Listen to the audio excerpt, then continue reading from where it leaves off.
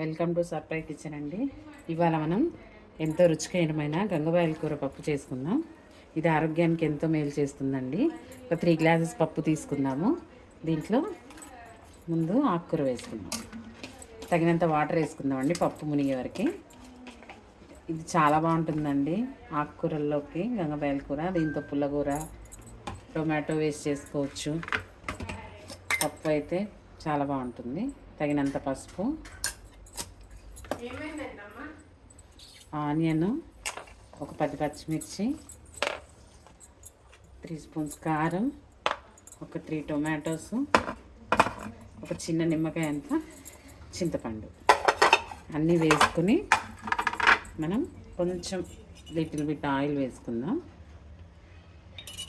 మొత్తం కలిపి స్టవ్ మీద పెట్టుకుని స్టవ్ వెలిగించుకుని ఒక 4 విజిల్స్ వచ్చే వరకు ఉంచుకుందాం. ఇది మొత్తం ఉడికాక సాల్ట్ వేసి తాలింపు పెట్టుకోవాలండి. చూపిస్తాను. పప్పు చూద్దాం రండి. 4 విజిల్స్ అయిపోయాక సాల్ట్ వేసుకుని ఇట్లా రుబ్బి పెట్టుకోవాలండి. ఇప్పుడు పోపు పెట్టుకోవడానికి ఒక కడాయి పెట్టుకుని తగినంత ఆయిల్ వేసుకోవాలి. ఆయిల్ ఎక్కువే పడుతుందండి ఆకుకూర కాబట్టి. తాలింపు గింజలు వేసుకుని ఇవి 1 నిమిషం వేగాక ఎండుమిర్చి, కరివేపాకు,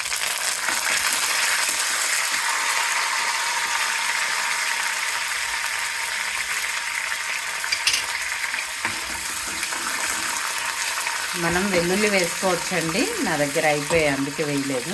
వెల్లుల్లి వేస్తే చాలా బాగుంటుంది టేస్ట్. ఈ ఆకుకూర హెల్త్కి కూడా చాలా మంచిదండి. మంచి చలవ వచ్చేస్తుంది బాడీకి. అంతేనండి, ఎంతో క్విక్గా, సింపుల్గా, టేస్టీగా పప్పు రెడీ అవుతుంది. చాలా రుచిగా ఉంటుంది. ఇది మన హెల్త్కి కూడా చాలా మంచిది. అంతేనండి, పోపు అయిపోయింది. మనం పప్పులో వేసుకుని పోపు కలుపుకోవడమేనండి. చాలా బాగుంటుంది పప్పు. Thank you for watching. ఇలా సింపుల్గా చేసుకునేవేనండి మేము చూపించేది కూడా. ఎక్కువ టైం తీసుకోదు. Thank you for watching. Please like, share and subscribe our channel.